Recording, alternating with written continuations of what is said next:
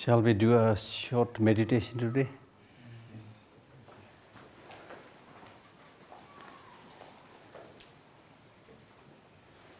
So first you should get this idea of meditation.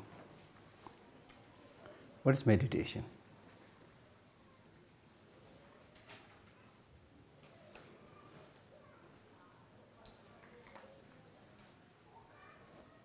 I'm joking. Meditation is of two types. One-pointed meditation, analytical meditation. There are many actually, but these are the two main types of meditation. One-pointed meditation, analytical meditation. One-pointed meditation is called sometimes concentration. Analytical meditation, by the word itself, you will understand that it is a process of analyzing, examining the reality. Now the question is, why you need to meditate? You need to meditate, for example, concentration. As I was saying the other day, these days meditation has become very famous, but it is becoming a sort of just relaxation process. Not many people are going into the depth. But actually the word concentration is being used because if you are somebody who is able to clearly observe the suffering, the problem, in fact the intense suffering problem, you will naturally concentrate. Then there will be no room for laziness. I'll do it tomorrow or day after tomorrow, or all these different types of lazinesses that creeps in our life. There's so many types of lazinesses. Lazinesses in the sense of not doing anything, that we always understand. Then laziness of procrastination. That means I will do, but I'll do it later on. You postpone the time of your practice. That is also laziness. Laziness also in the sense that, yes, this is something important, but I'm not intelligent. I don't have much capacity, so I can't do it, you know. You defame yourself. You look down upon yourself and don't do it. That is also laziness. And laziness also because of your attachment to inferior things. Yes, I must do my study, I must do my dharma practice, but first I should watch this movie. First I should go to a restaurant. Things like that. You know, you go for the things that are less important. That's also called laziness. So there are so many different types of lazinesses.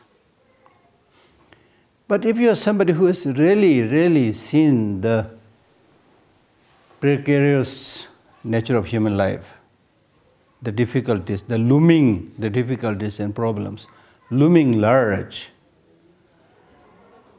Like the great practitioners, they say that this samsara itself is like a burning house. We don't see that. Therefore it's okay. Samsara is fine, you know. And we use the word home sweet home, you know. Samsara is the home sweet home, right? But the Buddha has repeatedly said, be alert, be mindful, concentrate, because all your five senses are on fire. All your five senses are on fire. Because all your five senses are completely indulged into the five sensual objects. Imagine, all the five sensual senses are, you know, stuck into the five sensual objects. Elephant is killed because of attachment to touch. Elephant is caught and killed, imprisoned because of obsession to touch. Flies, like house flies, they are caught and killed because of their obsession, attachment to smell. Fish is caught and killed because of its obsession to taste. Wild animals like deers are caught and imprisoned and killed because of their obsession to the sound. Right? So it is because of this attachment to the sensual objects we get all these problems. Like look at today's situation. Everybody is saying, I'm busy, you know. You want to see anybody, you need to seek an appointment. Everybody says you are busy, and nobody knows what are they busy about. And somebody really very, nicely said, it is not important you are busy, what is important is what are you busy about. Most of the time, the area in which we are busy is nonsense, of no importance. You simply become busy because everybody is busy. Because we have this tendency to run because everybody is running. And I have seen this myself very often, like doing around the winter session, if you're looking for warm clothes, then somebody goes to McLeodganj and says, oh, somebody is selling a nice warm pullover or, underwear, undergarment, and it's pretty cheap, 200 rupees or 100 rupees. Then without much thinking, people just rush and buy it because somebody says it's nice, somebody said it's cheap, And you don't take the time whether you really need it or not. You run because everybody is running. So what these Buddhist teachings are saying when we talk about meditation and so forth is, analyze for yourself. What you are doing is useful, not useful, useful for others, useful yourself or not. So concentration, the main idea of concentration is possible only if you have a precise understanding of suffering, fragility. Like for example, if suddenly somebody announces, Geshe, this house is on fire, then I would not sit here saying that, okay, house is fire, okay, no problem. Please listen carefully and then continue to my teaching. I will not do that. I will immediately concentrate and think about how to save my life, jumping from the window. That's exactly what happened when this, multi-story building in London caught fire. Many people died just by jumping. You see. Then concentration will come when you see the threat, when you see the danger. But we don't see. We don't see. So therefore, our practice is lukewarm. Tondang nyime tu se chube su. Jingin todu pab se rangsang tu. Which means when your stomach is full, tondang, nyime tu se and basking in the warmth of the sun, chube su, then you look like a good Dharma practitioner. As soon as you encounter a misfortune, a calamity, then you get angry, then you fight, then you really reveal your true nature. There's no sign of Dharma practice. Clearly showing that the practice of Dharma is not gone deep into your mind. And that is, the real practice is possible if you soak yourself with this knowledge. If you don't leave a gap between the Dharma and your mind, then and that is possible only if you have a precise understanding of the law of nature. Why we are suffering, what are the causes of suffering, what are the situations of other people, and all these things. Right? So therefore, meditation, one, concentration. The real concentration will come if you see why you need to concentrate. For example, you see, when somebody says, okay, let us say you are a university-going student, and then they say in December, this is June, in December is your final exam.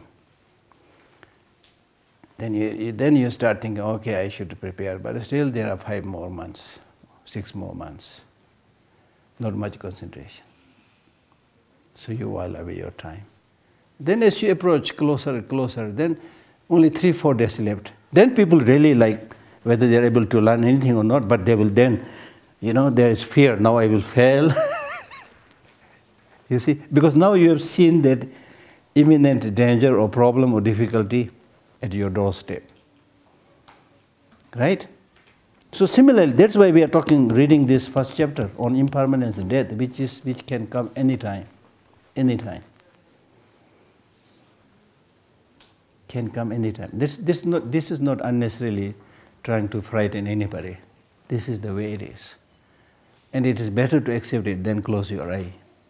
The advantage of accepting is if you accept such possibility, then you need to think differently. You need to prepare your life differently. You need to get your knowledge differently. You need to live differently. Your purpose of life will be totally different.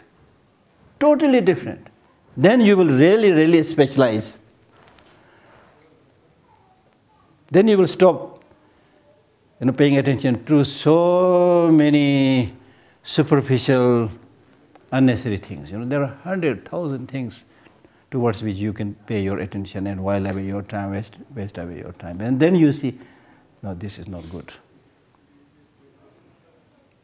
Then you will extract the meaning of your life. Then you will use the purpose of this human life, this body, this mind, this feeling, human feeling and so forth. So concentration will come only if you think carefully about impermanence, imminence of death, and so on. There's the reason.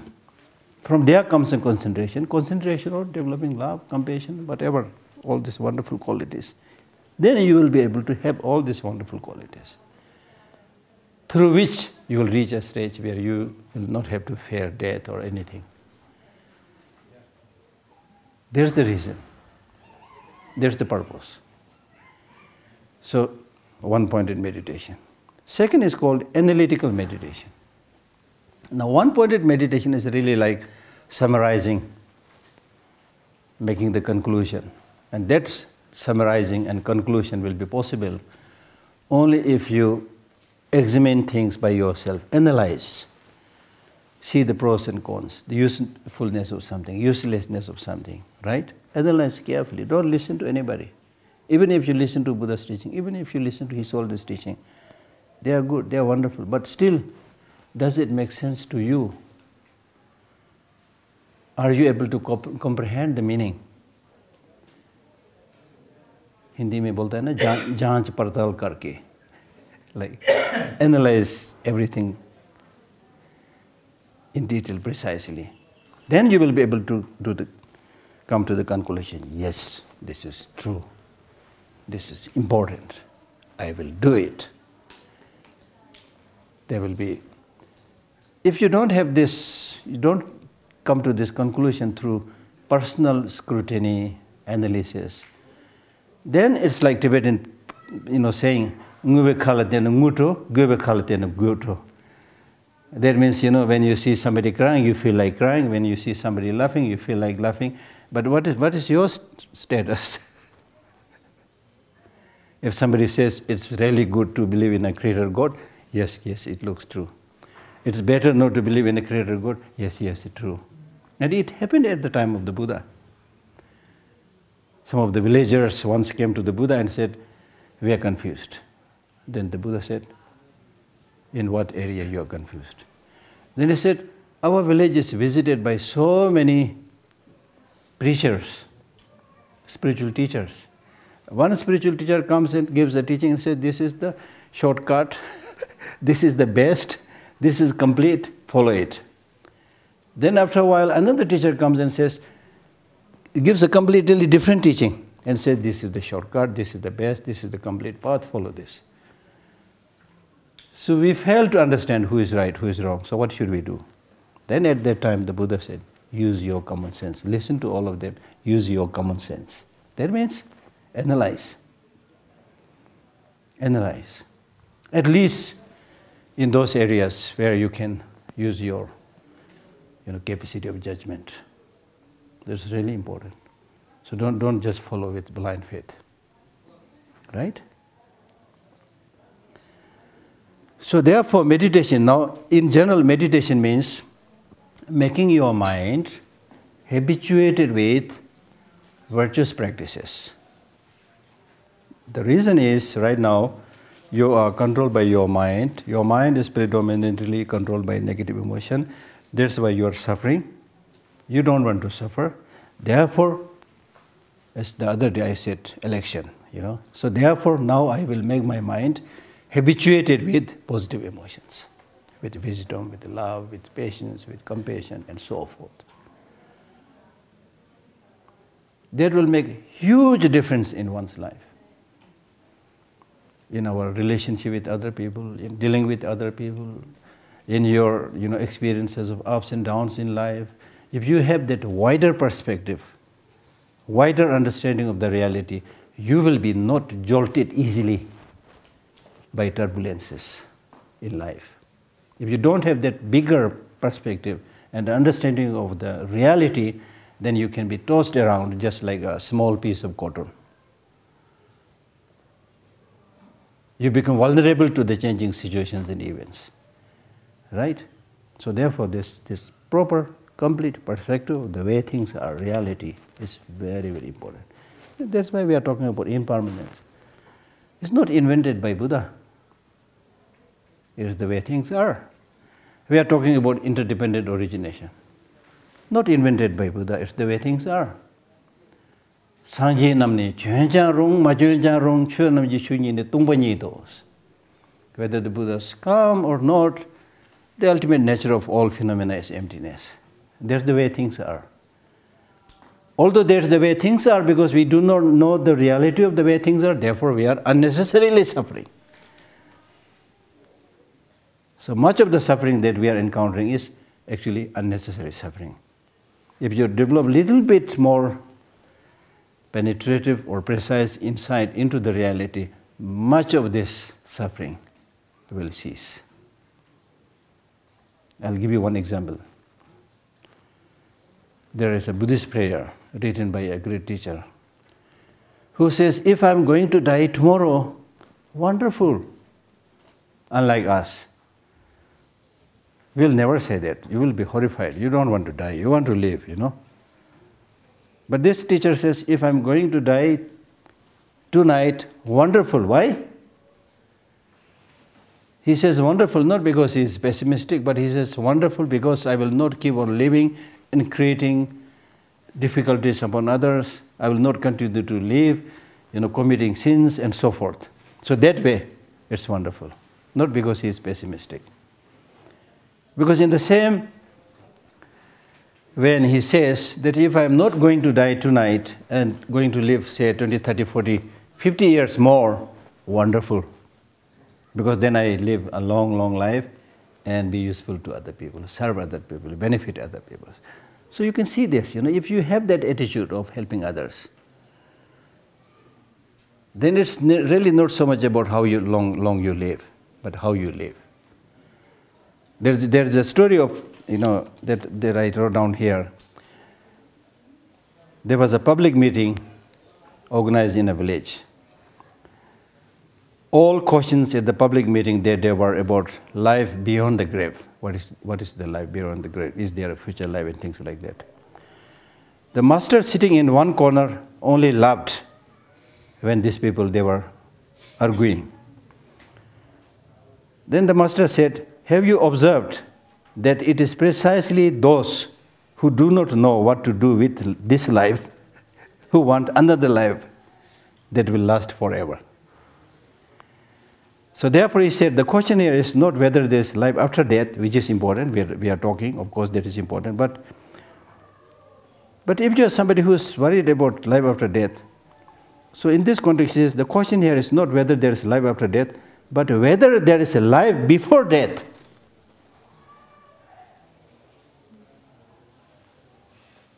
And I heard this same thing from His Holiness Dalai Lama, in the stages of the path, Lamrim teaching, we talk about like obtaining the precious human life for many lives to come, things like that. Then he said, yes, this is good, but what about this precious human life which you already obtained? And we are wasting this. Living like an animal, eating, sleeping, going to the toilet, that animals also do. We do just that and not use this wonderful human intelligence in cultivating this, great qualities. And then pray, may I achieve a precious human life in the next life. This is hypocrisy. Similarly, this is, yes, it's good you talk about future life, but what about this life? Live this life. Live this life means not just breathing. Living here means not just breathing, but doing something that's meaningful. Doing something that's meaningful cannot be done tomorrow, cannot be done after 2 months. It has to be done right now. So how you spend life can be decided by how you spend your day to day, about which we'll read a little bit later on. So let us do a very short meditation, right? So for this meditation, normally there are certain physical postures. You put your right hand on the left hand and form a triangle, and then the two thumbs joining should put at the level of the navel. Okay, that will help you straighten your back, but don't become rigid. The purpose of meditation is relaxation, not for rigidity. So straighten your back, but in a relaxed way. Your two shoulders should be straight, not lopsided like this. Your head also should not be lopsided. Your chin a little bit tucked inside, but not trying to just bend too much down. Because in the text it says if you have your head too high, it produces arrogance. Arrogant people go like this. If your head is more towards the left, it induces attachment. More to the right, hatred and anger. More in front, ignorance, sleep. It's amazing. One of the texts, explains that. I saw it. And then let your tongue touch the palate, upper palate. Don't force it, just gently touch it. And if you are somebody who wants to do this meditation for a longer time, this will help you not to get thirsty and also help you not to let your saliva fall out. Right? And your eyes should not be like wide open trying to see things. And also don't completely close. But normally when people meditate, they close their eyes because it's easier when you close your eyes. Then you don't see things, and thereby your mind will not run towards those objects.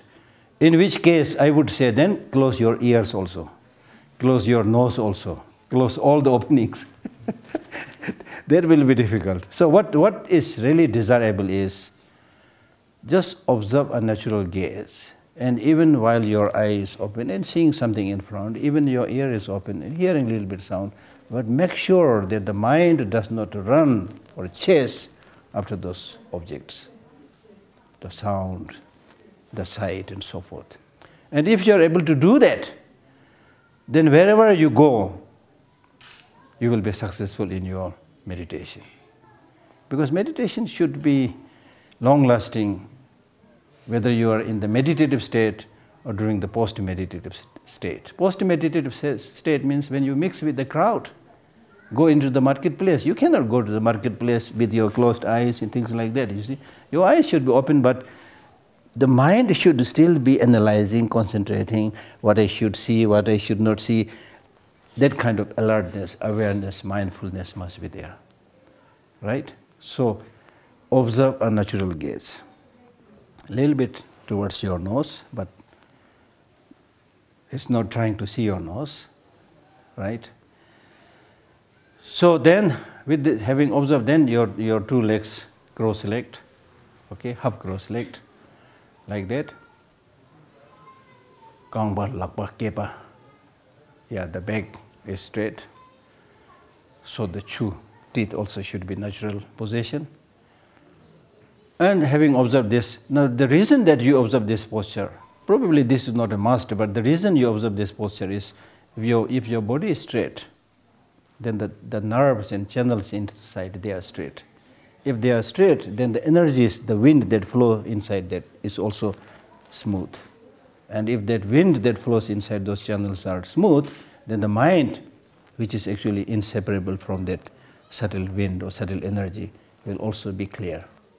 And you can test it. You try to read book in this way, how long you can read, and then try to read the book by lying down, There is a difference. If you read a book by lying down, very soon you will be snoring, right? So observe this. So for the object of meditation, you can choose any object. Flower, Buddha's image, anything. If you choose, generally speaking, for concentration, you can choose any object. So whatever object you choose, you should make sure that your mind remains only on that, nothing else. Okay? So now today, we'll then as a precursor to all kind of meditation, normally in order to settle your mind, that may not be the actual meditation, but as a start of your actual meditation, you watch your breath. That is to make your mind settle down for doing the real meditation. Okay? So then we do this meditation by just watching the breath first, your breath, which is easy because this is something that is with you. Okay? So what you do is, having observed this position, breathe out. When you breathe out, imagine that your mind is somewhere on the tip of the nostril and watching the breath going out. Slowly, naturally, gently, and then coming in. So every time the breath goes out, count it as 1. Going out from the nose, 1, then coming in. Again goes out, 2, coming in. Again goes out, 3. So normally, you can count up to 9 or 10. But simply counting and then say, I did it, I counted 9, 10, that is not the sign of your being successful. Because when you count, at every count, if your mind is able to remain on that breath without getting distracted to any other thing, then you are successful. If you are not successful, then you have to repeat. It will take a long, long time even to count, forget about 9 or 10, even 3, even 4. Even then, let us try. And see how many of you are successful, okay? I will not tell about myself because I always fail, yeah? Okay? Okay, let us start.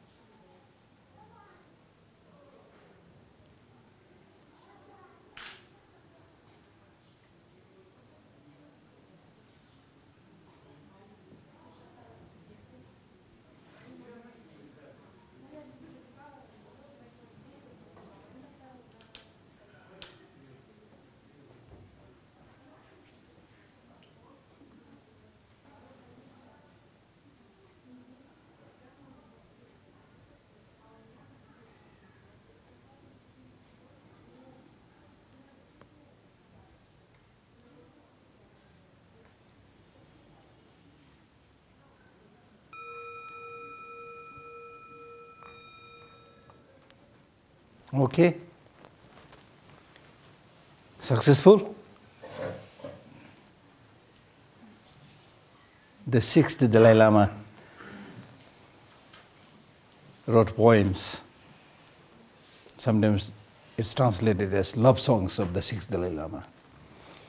So there he says, the face of my teacher, which I meditate, never come in my mind. But face of my girlfriend, which I don't meditate, always come in my mind. So that shows in which area we are running, in which area we are habituated. So like now you know based on your experience. 100,000 things come immediately in your mind, and you will not be able to focus on the breath. Somebody came to see me, a Westerner, some years back. He said, Geshe, since I meditated, I become a bad person. Because when you meditate, then you are able to see who is coming, who is going. Then you think that you have become a bad person. You have at least now noticed it, who is coming. Earlier, you did not even pay attention. As I said the other day, your doors and windows are open 24 hours. Tala nahi, kuch bhi nahi. No lock, nothing. No chokidar, nothing. Right? So now through meditation you have seen where your mind is going. There's the purpose. There's the purpose. So you need to tell the mind, no, no, no, no. I'm not thinking about you. I'm thinking about the breath. Breath, the breath, the breath, the breath.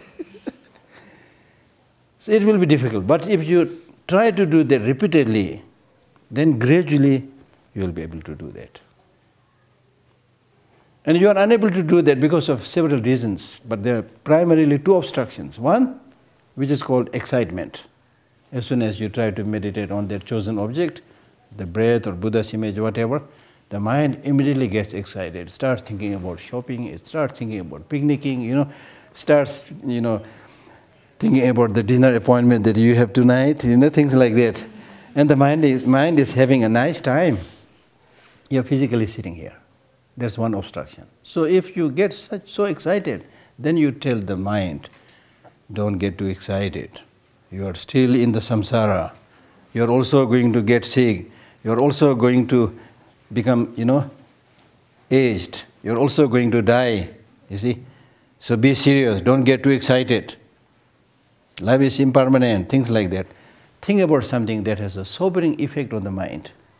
Then the mind will come down on the object.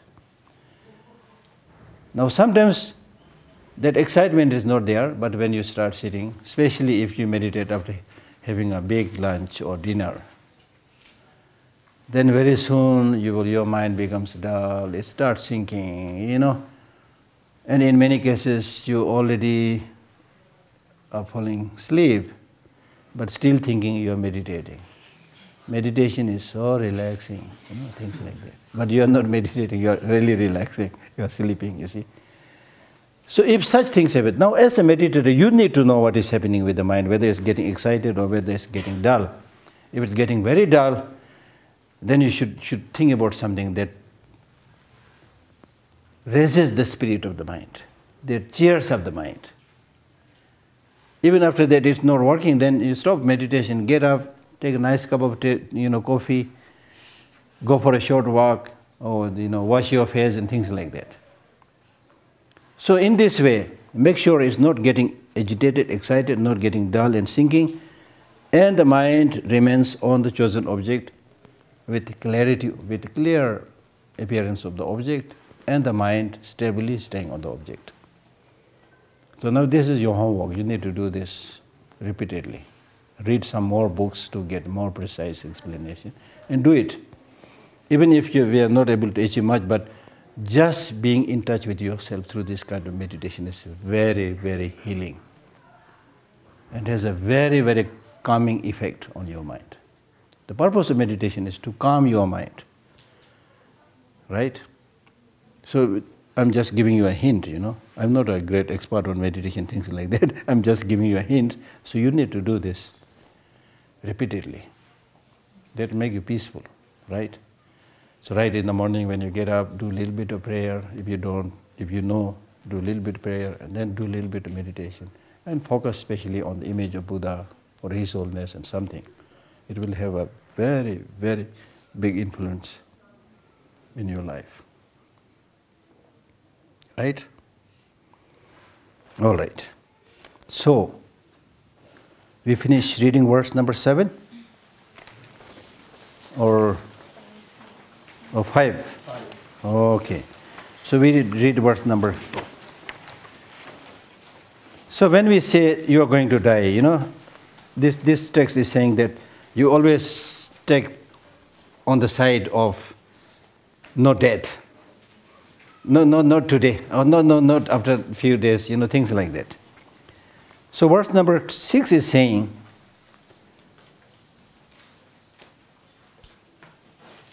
that even when it has been repeatedly explained that death is definite and so forth, but still, if you say that if death is coming, so what?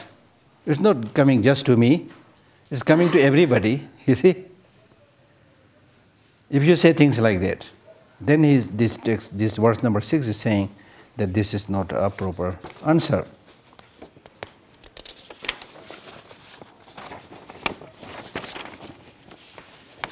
Like cattle intended for slaughter, death is common to all. Moreover, when you see others die, why do you not fear the Lord of Death? So here what he's saying is, even if you say that, yes, I know that ordinary individuals die, nothing can stop that, right? But I'm not dying right now. Why you are talking about that? I'm not dying right now. One day I will die. So I don't have any fear right now. And if you show this reluctance to understand the death, as if it is very difficult to understand, then he's saying, no. Even understanding death is not difficult. Because like cattle intended, like a flock of cattle that is being taken to the slaughterhouse, right? Then we cannot say that this one particular cow or sheep is scared, the rest are not scared. Each and every individual sheep or cow or cattle that is there, they'll get scared, even those cattle who are less sensitive. Similarly, like in our case, there is a story that there's somebody who, starts eating one by one the people in that particular village. So everybody is waiting for their turn, right? So very soon your turn will come. Because of that, you cannot relax. You remain scared. It's coming very soon. Now it's my turn. Is coming very soon. You see. So like that. And in the case of cattle, when they see one slaughtered, the others see. Even cattle can see it. Even cattle can feel it. They also develop fear. So you are a human being. You are much more sensitive. How come you say that you don't have the fear? How can you turn a blind eye to that? And not only that, you have already seen. Moreover, when you see others die, you've seen, so as we explained yesterday, you've seen so many people of your relatives, your friends, that you know exactly. Of course, if you read a newspaper, then there is whole obituary, of very young people, very elderly people, you read that obituary. Some are highly educated, some are highly smart, some are very handsome, There's no order. You see those, you see. And right now also, you visit a hospital thing. Right now also there are many people who are kind of dying in the hospital. Right? So with all these reasons, how can you say that you don't have fear? You definitely have fear, and you definitely have to have that fear to make you move towards more positive practices. Then again, if your rebellious mind again says, verse number 7, yes, it is true that just like those cattle, we are all moving towards the death. But right now, I don't know the exact time. The time is not definite, so I have no fear. That's what we think. The time is not sure, you see.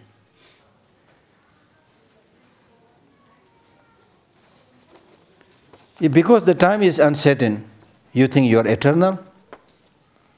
Of course, you will. If I ask you, are you eternal? You will not say, I am eternal.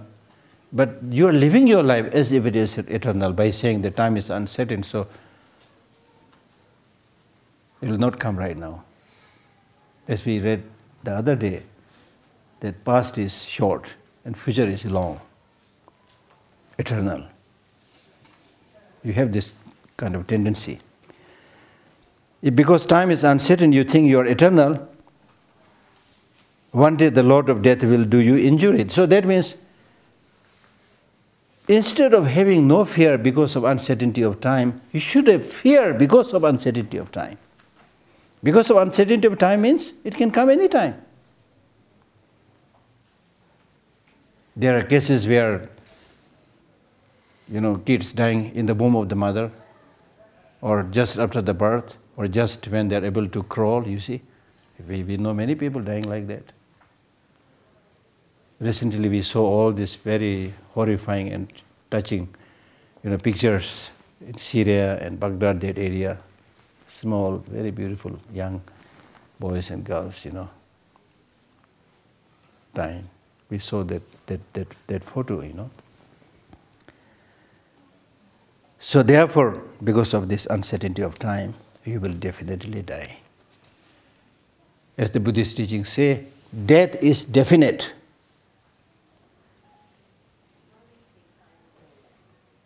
Right? Definite. Death is definite. Time of death is indefinite. The death will not come seeking appointment from you. Are you ready to die? When do you want to go? Huh? On a good day? No, but the Lord of Death will not come seeking your appointment, the day on which you want to go. Although in between we do all these astrological calculations, things like that, but the two most important periods of one's life, birth and death. Nobody came into this world, nobody was born after having a consultation with astrology. Which day is good for me to take birth? Nobody can do that. Nobody has done that. Similarly, we cannot consult in astrology which day is better for me to go. It's not like going to America or New Delhi, Right? You cannot do that. Very, very uncertain. As I had given you the example, if your physical enemy, if you hear or if you've heard that the physical enemy is approaching very close to you, then you will not stay relaxed. You will try to run away, hide yourself, prepare, to fight with whatever, you will make the preparation. So that's why he is saying, because of this uncertainty of time, you should really fear death and prepare. You cannot just be lazy. There's no room for laziness. It can come anytime. And that is not saying that you should not be happy. Okay, don't make a mistake. Those of us who fear death, then when we hear about all this, oh, life is so miserable, I'm not going to live long, it can come anytime. Oh, no use to do my BA, no use to do my MA, no purpose, I should just sit and recite Om Mani Padme Hum mantra. We are not talking about that. Rather, instead what we are saying is, I'll tell you a story, ancient story. There was I think king or somebody whose name was Yayati or somebody, I don't remember the exact name, I read it somewhere. So he lived 100 years. And then when he finished living 100 years, the Lord of Death came and said, now you lived very long, it's your time to go. The story says that he married 100, he has 100 wives and 100 children. So when he himself was like 100 years old, the Lord of Death came, you lived long, you have to go. Then he said, no, I don't want to die right now, please do something, I lived just 100 years, I want to live long. You can instead take one of my, like I have 100 sons, take one of them, let me live. I have so many things to do. Then the Lord of Death said, okay, I'll ask your sons. He asked all of them, like the eldest son was like 70, 80 years old, something like that. So nobody was ready to go. I also want to live, And then it said, the youngest son said, if my father lived 100 years old, my elder brothers lived 70, 80 years old, still they are not satisfied, then there's no use living long. So he said, take me, I want to go. And then it said that after 100 years or something, the child was born again back, and then he saw his father still living 200, 300 years and still not satisfied, you see. So what I'm saying is, we all have this wish to live long and not to die. But the question is, how long you want to live? And what are you going to do? And that is also not saying commit suicide, I'm not saying that. But what I'm saying is, just living long is not the solution. If you want to live long, how long? It's exactly like, getting your wealth accumulating your wealth. You want wealth, you want to become rich, you want money. But how much you want? Nobody has an answer to this. By getting how much money you will be satisfied? $100, $200, $500, $1,000, $100,000? How much is the level by which you say, this is the level, I'm happy with this? And it is because of this discontentment, we are always hungry. One more, one more, one more, one more, one more. Never satisfied. Jabu jehi se nya to lang lang, tang tu thang le de nya bo chi chi se tin chung. Rồi. Jabu jehi se nya to lang lang. That means the king who has all his kingdom, but is still hungry. There's a story of somebody, I think it was a Buddhist king. During his time, there was somebody who was going somewhere. Then on the road, he found a big lump of gold. Then he went to the king and said, I found this gold, and I want to give it to somebody who is really, really poor. So can you please help me find that debt? Then he said, he fixed a debt, called everybody. Then this person came with the gold and he gave it to the king. The king said, what do you mean? I am rich, there are so many poor people. No, you are the one who is really poor. Because you have no contentment. You see? Right? So similarly, like this death, you see. Although we all have this wish to live, but how long? By living how many years you will be satisfied? If you are not satisfied today's life, much of the problem, frustration, disagreement, conflict that we see in today's world is because you are not satisfied with your life. Because you are not happy with yourself.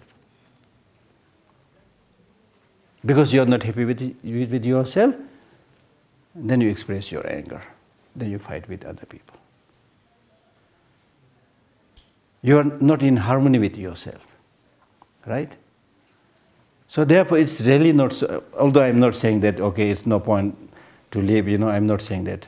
Of course, if you lead a good life, as was the prayer of that Buddhist teacher, if you live a good life, then of course, the longer you live, it is good. That's why we are making long life offerings to His Holiness Dalai Lama. That's good. But if you live a horrible, violent, negative, destructive life, then there's a Tibetan saying, Dikchen Setungwal Sho. That means the sinners have a short life. Like that. So the meaning is that there's not much purpose. Right? So anyway, this verse number 7 is saying that because of this uncertainty, you should remain prepared all the time. It can come any time. So that you don't have to worry when death comes, so that you are able to die peacefully. And in fact, it is by living the life properly that you will be able to face death very easily. Then verse number 8, it says, yes, death will come. Time of death is also uncertain. But to have fear with the death, fear comes to the mind of the cowards, not to the brave people, you see. I'm brave, so I'm not scared of death. The brave people, they are not scared of going into the battle, even though they know, the weapons will be hurled against them, swords will be thrown against them, so many problems. But the brave people, they don't hesitate. They jump into their face. So I don't. I have no fear against death. If you say like this, then this is answered by saying, if you consider future goals but not your waning life, who could call intelligent such selling of yourself? That means, if you say that fear comes only to the coward, not to the brave people, and if you say that you are the brave person, right? And because you say you are a brave person, you are not fearful of death, Because you're not fearful of death, you want to commit all kind of destructive, negative activities for your name, for your possession, things like that. Then the answer is, you are keeping yourself as a hostage. Just to get name, just to get fame, just to get wealth. All you want is name, fame, and things like that. You don't care about your life. You are keeping your life as a hostage. Just as gamblers do. You see? So if you live such a life, can you call yourself an intelligent person? If you think carefully, all the hard work that you are doing is for what? Should be for your life. Right? Your name is supposed to be for your life, fame is for your life, wealth is for your life. But now you live such a life where you say, I don't fear about death. I don't care about my life. I want to get this, I want to get that. In order to get that, I'm ready to undergo any kind of hardship. I don't care about my life. If you are saying things like that, then there cannot be a person more stupid than you. Because you are caring only the name, fame, wealth, and so forth. You don't even care about your life. Right? If you consider future goals like getting name, fame, and so forth, but not your waning life, because life is ebbing out. Each and every passing of the minute, hour, and so forth, the life is waning out, it is ebbing out. And if you don't care about that, then who would call such a person intelligent person? You're the most stupid person there. Such selling of yourself, you're selling yourself. And which is to a great extent true in today's modern world, where we live in the market-oriented system, which is based on this whole idea of buying and selling. Because of this materialistic tendency, people have started thinking, if you have money, you can buy anything you want, including human beings, which is happening actually in some places. Not some place, but many places, really. Whether you call it slavery or whatever you want to call it, those people have money. People think you can buy everything with money. Money is the most important thing. Money makes me a go, as we say. So therefore, again, it's crucial to really think, can money buy value? We are talking about preserving human values. If you sell your human values also, recently I read a book which is called Can Money Buy Everything? Can money buy everything? Or is it good you try to buy everything through money? This is happening in politics. This is happening in getting jobs. If you have money, even if you are like buying a cinema ticket, you don't have to wait in line. You send somebody to stand in the line. If you are about to fly, take an aeroplane, again you don't have to sit in the line. You call it first class, second class, business class, whatever you call it. You can jump the line. You see. We have given so much importance to the money and so little importance to the value, the basic human values. That's why we are suffering today in today's world. And as I said the other day, much of the problems, difficulties that we are facing today in today's world is sign of starvation of the mind. Right? Does it make sense? Yes. You are good. You are supporting me. Very good. The others are not saying anything. They are just looking at me. So this verses, if you think carefully, read carefully, I'm just quickly trying to explain this. So please, this book, 400 verses, is available in Tibetan. English translation is also available. So don't be satisfied with these short sessions. Start reading them. And wherever it is not clear, ask the Geshes. Bother the Geshes. Harass them. You see, a great opportunity. And especially this time I'm so glad so many young people are showing so much interest, Whenever I have this kind of occasion, whenever I meet His Holiness, I inform His Holiness. Young people are showing interest, young Tibetans are showing interest in language, in culture, in Buddhism. His Holiness feels very happy. The last time when he was giving teaching to the students, he said, do something so that I don't have to die regretfully. You remember that? So you're listening to him. This attendance is a sign of your respecting His Holiness. And it's not for His Holiness. It's for you, it's for us, it's for everybody, you see. Right? Wonderful. So read this. Don't think this is a philosophical text. Oh, very difficult, Many students who study in the library, when they first start Tibetan language, they say, oh, Tibetan language is so difficult. Then I say, first you drive away this ghost of saying they're difficult, you see. Instead, you show interest. Wow, this is so nice, try to just say one sentence, two sentences, Then it becomes easy. There's nothing that does not become easy when you get habituated with that. It's only a question of practice and habituation, making a little bit of effort.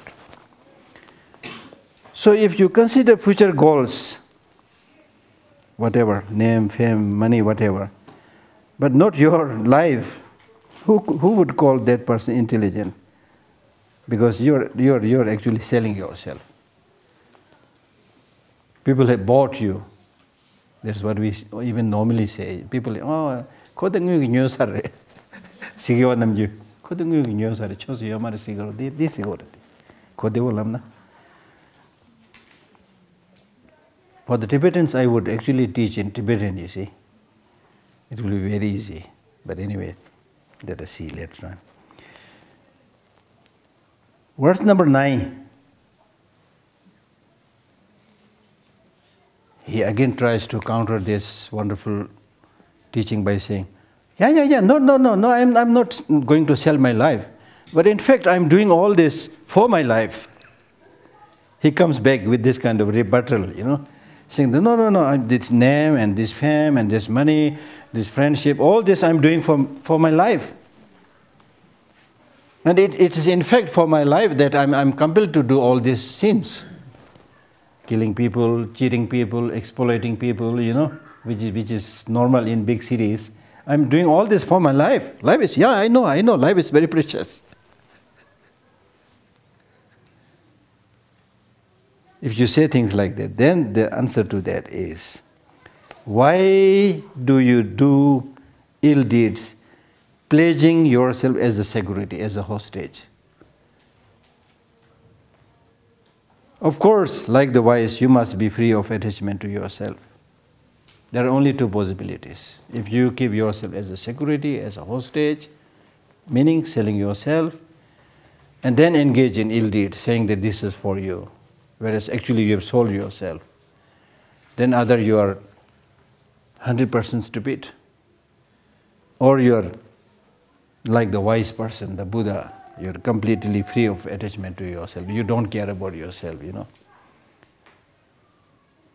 Because of ignorance, we do that. Of course, not because you are wise. Like, for example, somebody who gets drunk all the time, spends all the money for drinking. They've sold themselves. They've completely destroyed themselves. We see such people, whether you a drug addict or alcoholic, whatever, you have destroyed your life. And thereby you're also destroying the life of your family members, making their life miserable. Miserable. Where was it? I heard a story today. Oh, yeah. One abbot in the Piti monastery, he came to see me today, so we were talking. And he has published a lot of books. He came to present those books to me, so we were talking. He said in certain areas, certain place in that area, he said Dharma is very useful. In many villages, they become more peaceful, they become less violent and things like that. But still there are some village areas where before Dharma came, they used to engage in all this alcoholism, fighting, things like that. So in particular place, there were like 100 something widows whose husbands were basically died untimely death because of alcoholism and things like that. You see. So if you resort to this negative ways of life, you can create so much nonsense to your life and also bring so much suffering to other people, right? Verse number, oh, time is gone already. I am sorry. But I never asked you to ask questions. Ask 1 or 2 questions. I will quickly answer and quickly stop. Any questions? Any burning questions? Some of you must have been thinking, he kept on talking, he never gave us any opportunity to ask questions. 1 or 2 questions? Yes? When you said the future goals, Yeah. what if you have some virtuous future goal? This is part of the future goals, if you reverse number 8 first. Yeah, but it has to do with the context. Here it is primarily talking about unhealthy goals. Yeah. Yeah.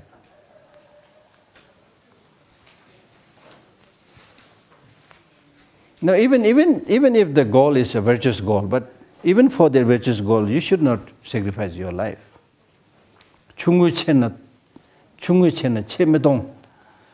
Don't sacrifice yourself. Don't sacrifice the bigger one for a smaller one. Bigger purpose for a smaller purpose. That is from Shantideva.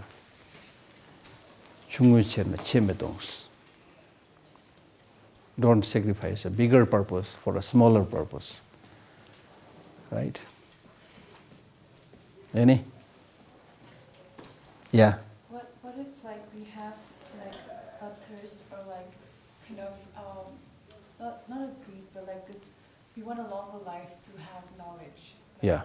So would that be like a wrong kind of intention to look at? Would it still be negative?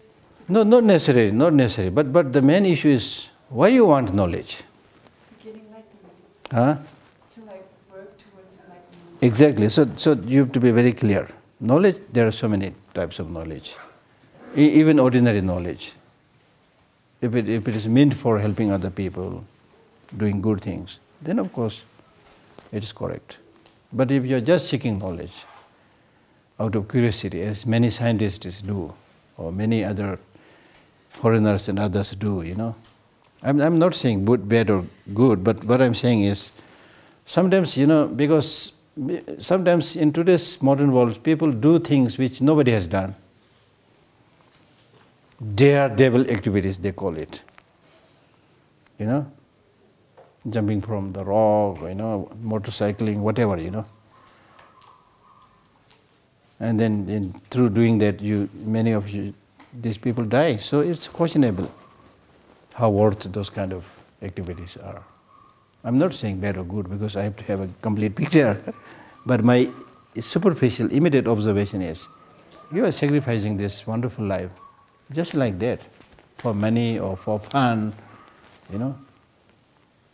which is, I think, not good.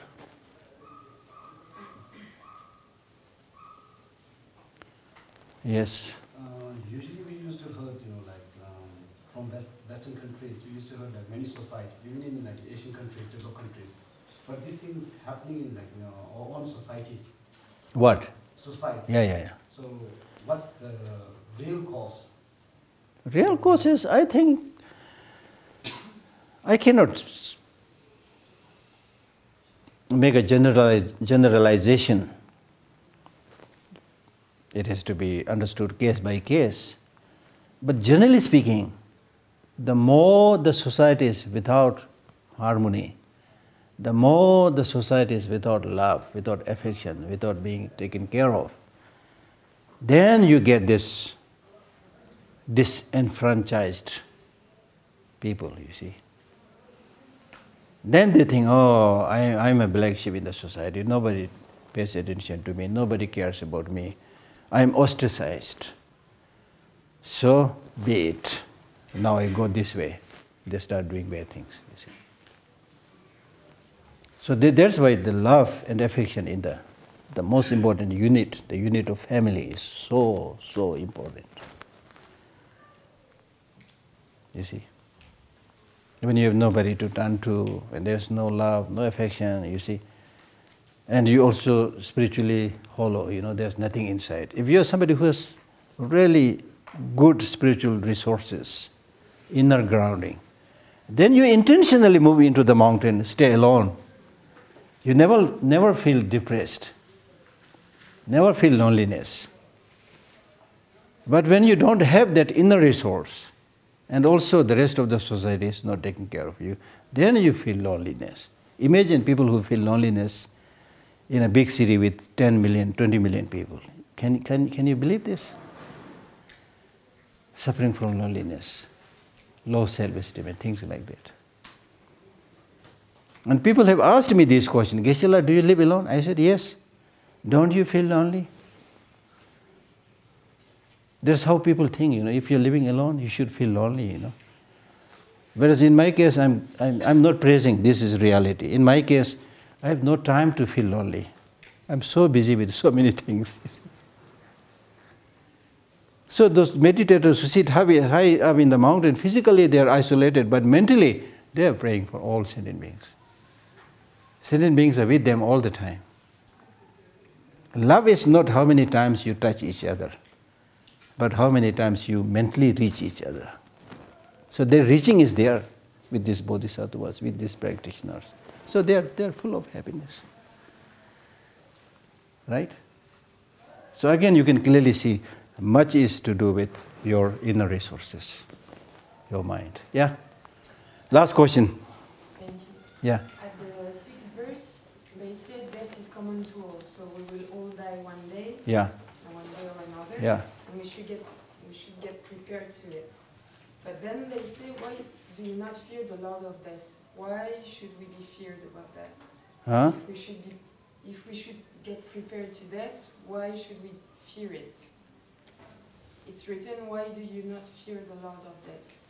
Yeah, you should fear. Why? Because death is horrifying. But it's common to everyone. We will Exactly, that's not the reason. There's not the reason. If everybody is dying, if no one else is dying, you are alone dying, you have fear. Why? So what the text is saying is, if you are dying alone, if you are the only person who is dying and no one else is dying, you have fear. If everybody is dying, death is common to all, then I have no fear. If you say that, then why you have this fear if you are dying alone and not when you are dying with everybody? Is this out of jealousy? Right? So that's the point. You have fear not because you are dying alone or dying with others. You have fear because the chapter of your life is closing, and we all have this natural urge to live, and we see this all the time. Like in big cities or in other places, you see very, very poor, very, very sick people, spending their almost whole life on the road, who doesn't have leg, who doesn't have hand, but still they don't want to die. This is the way things are, right? So we don't want to die. That means we have fear about the death. So it doesn't matter you die alone or die with others. So this is not a reason to say that I have no fear because I die with others. Okay, thank you.